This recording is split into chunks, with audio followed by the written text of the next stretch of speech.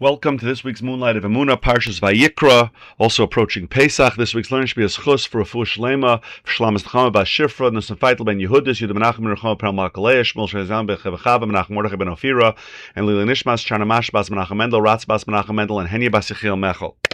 So we have Perek Beis of this week's parsha, and Parsha Vayikra begins with the karbanos known as menachos. Right, those who are learning Daf Yomi, we've been dealing with this a lot. The various different types of carbon minchas. These were not animal or bird sacrifices that the pasuk talked about earlier in the parsha. Well, actually, the animals and again the birds right before Perek Beis. Perek Beis begins with v'nefesh ki sakriv carbon mincha. When a person brings a carbon mincha, right? A person brings a carbon mincha, and notably, the pasuk changes from earlier psukim. It says Adam ki yakriv, that when a person, if you look at the beginning of the parsha, Parak Aleph pasuk Beis says Adam ki yakriv mikan carbon, and here it says nefesh. So Rashi picks up on this right away. Rashi always explains to us these things, and Rashi says lo nemar nefesh b'chol karbanos nadava. It doesn't say the word nefesh by all of the voluntary karbanos, ela b'mincha, except by this carbon mincha, this meal offering. Mi darka lisnadiv mincha. Who's the person who usually brings a mincha? Ani. It's a poor person, right? He can't afford an animal. He can't afford a bird. Amar Kadosh Baruch Hu mala ani alav ki'ilu hikriv nafshay. I consider it as if he brought a piece of his soul, right? And therefore the Torah uses nefesh, which usually refers to the soul. Meaning, when a rich man could bring an animal carbon for hundreds or even thousands of dollars, it doesn't take that much out of him. He's got plenty of money. But the ani, to get together and put together a few dollars to bring even this little cake to Hashem, that's very difficult for him. So the Torah is telling us, Hashem's telling us, don't feel bad. You ani who can't afford to bring the big animal or the bird, right? All you could bring is a little wafer, a little cake to me. Don't feel bad, because I consider it, I understand how much it took out of you. Hashem looks at our intentions.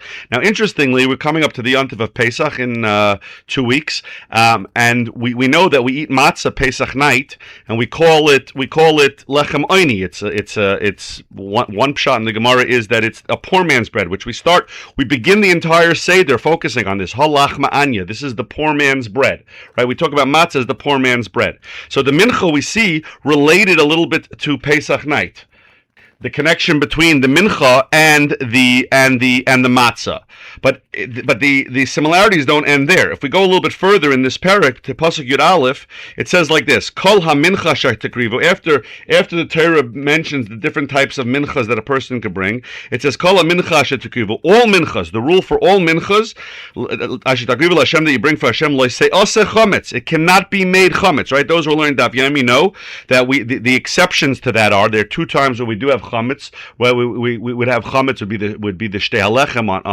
on Shavuos, and maybe the lechem aponim, but those don't go on the mizbech. But any mincha that goes on the mizbech, where a part of it, the kemitza, the part that the kohen takes out with his fist and puts on the mizbech, that part can never be chametz. Can't be chametz. Ki chol seor v'chol dvash, because all leaven and all honey.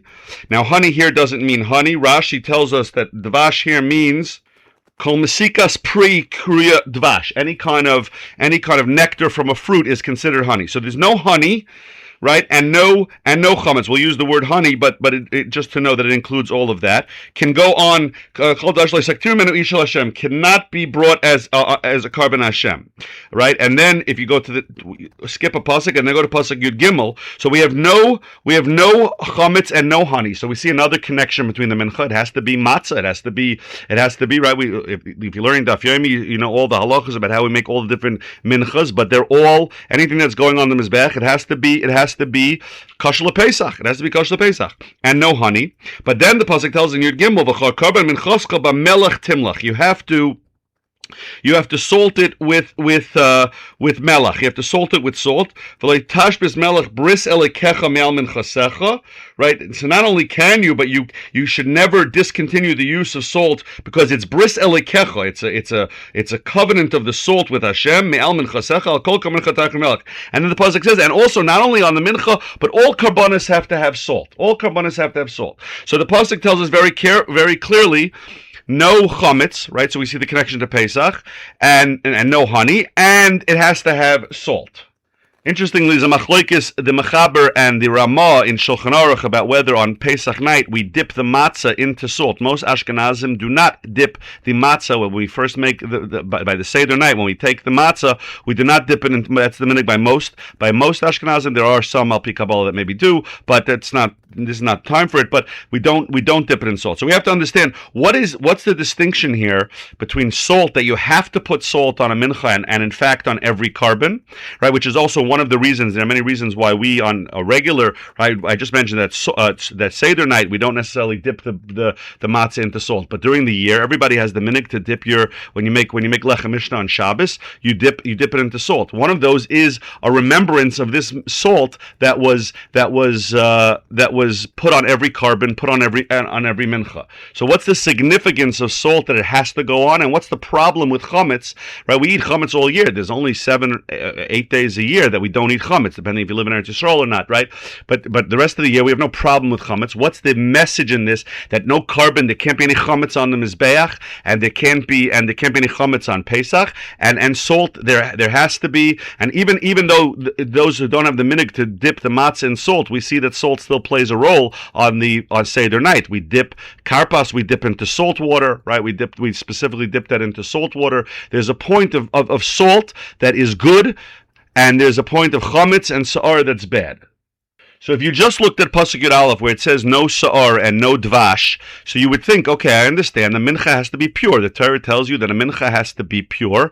It can only have the ingredients that go into the mincha, the flour, the water, the oil, the levina in most cases, but nothing else. So you can't have honey, and you can't let it become chametz. But then we see that you have to add the salt. So what's going on here? What's the difference between sa'ar, leaven, and honey, which is sweet, or fruit nectar, which is sweet, that is aser, and salt that not only can you put it, you have to put. So Rav Gifter, the Rashiv of Telz, explained once that a carbon, when Hashem gives us a recipe for a carbon, it's perfect. It's perfect. You can't add anything to a carbon. You can't improve on it. Don't think, right, when Hashem gives us a mitzvah to do something, we do the mitzvah as we're supposed to give it. Don't think you're going to bring external things. You think it'll be sweeter if I put honey into it. It'll be better if I let it rise. Hashem says, I gave you the recipe. This is how I want it made. But salt, he explains, is different. Salt doesn't add a flavor. It just brings out the flavor that was within it. But by the way, one of the reasons for the minhag not to dip matzah in salt is because we say that matzah is pure food. It doesn't need that enhancement. But salt just enhances natural taste. It doesn't add a new flavor, right? You don't eat straight salt. Salt is not something that's a standalone flavor. It enhances, right? You have a piece of meat, you put a little salt on it, it brings out the flavor. The bread tastes a little better with salt, but it brings it out. Says Rav Gifter, Hashem created us in this world to work on bringing out the inner qualities of our neshama. Every single Jew is born with a neshama that is perfectly designed to serve Hashem the way he was meant to serve Hashem, right? We may all have different jobs, different missions in this world, but we each have a way, we have that natural ability within ourselves. We need to bring that out. Salt represents bringing out the natural thing that's inside of me, the natural talents that I have. We put a little salt. We do things a little bit. Each of us does things a little bit different to bring out what's naturally within us. We're bringing out our natural flavors, so to speak. When you start adding a leavening agent, when you start adding a honey, that's me trying to be like somebody else. I see my friend, he learns a certain way. I now imitate him. That's honey, that's sa'ar, that's external things that change the flavor. My neshama was meant to serve Hashem the way my neshama is meant to serve Hashem. Salt brings that flavor out. Salt are the things that I do to bring out my natural abilities, to bring out my natural way of serving Hashem. Adding honey, adding leaven, adding external things, adding ingredients to what Hashem gave me, that is just imitation. That's trying to be something else, and that's foreign, and that has no place on the Mizbeach. Right, like the famous story we've quoted here many times by the Rebbe Reb Zusha, that when they asked him who he would want to be, if he could be anybody in history, or he asked his Talmidim, and one said David HaMelech, Moshe Rabbeinu, Avram Avinu. He says, I want to be Zusha. I want to be the best Zusha I can be. I want to be the best. I want to use the talents, whatever it is that Hashem put me here. I want to be it. That's what salt represents. But honey or fruit juice or leavening, that is trying to imitate somebody else. Now I'm trying to be David HaMelech. I'm trying to be somebody that's not who I'm supposed to be. It's not bringing out my natural abilities to serve Hashem. But there's an interesting connection here also, another interesting connection that I think also explains something deeper about salt and the connection to Pesach. You know, we have a story in Parshas Vayikra, all the way back in Bereshis. That's the first time in the Torah we have the word matzah. The first time in the Torah we have the word matzah. I should really pause and let you think, if you could think of where the first place we have the word matzah. Okay, if you give up, it's Parshas Vayikra. It's when the Malachim came to Lot, and when Lot lived in Sodom, he was not allowed to have guests. He takes them in, and he says, even though taking them in was putting his life at risk, it says, Vayiftzar bam ma'od, and he urged them very much to say, Vayasuru elav, they turned towards him, Vayavoy al beisa, they came to his house, Vayas lehem mishta, he made a feast for them, Umatzos afa vayachelu, and he made matzahs, he baked matzahs. When the Malachim come to Lot to save Lot in Sodom, Lot brings them in and he bakes matzahs for them. And Rashi tells us Pesach. It was Pesach. It was Pesach when the Malachim came to visit Lot. Obviously, the miracle of Pesach hasn't happened yet, but that was the night of the Malachim coming to visit Lot. Now we know that what happens at the end of the towards the end of the story. The Malachim tell, when they're escaping, the Malachim tell Lot and his family, do not turn around. And what does the Pasuk tell us? This is also Parak Yutes, Pasuk Chavav, Vatabit ishtoi me'achrav, that his wife looked back, Vatihi nitziv melech, she became a pillar of salt. There's our salt. What's going on here? Why did she become a pillar of salt? So Rashi tells us, B'melech chata, because she sinned with salt, U'v'melech lochsa, she was stricken with salt. Amar lo, Lot said to her, Tani ma'at melech l'orchem alalu, give a little bit of salt. When the Malachim came, he said to his wife, give them a little salt. She said, Af haminik hara hazeh, you want to bring this bad custom here also? You want to bring it to this place. But there's a medrash that fills in the blank. Not only did she not want to give salt to the Malachim, she used it to get him in trouble. What happened when the Malachim came, the Medrash says that Lot said to his wife, bring a little salt. Mahi oisa, what did she do? She went to all of her neighbors, Vaymeris land, Chenuli melach. Can I borrow some salt? We have guests. Now, knowing it's illegal in Sodom to have guests, she wanted them to know that there were guests there, so they would come put an end to Lot's generosity. She was a Russia, and she wanted to make sure that these guests got killed. Lot wasn't going to do it, so she used salt as a subterfuge to be able to tell.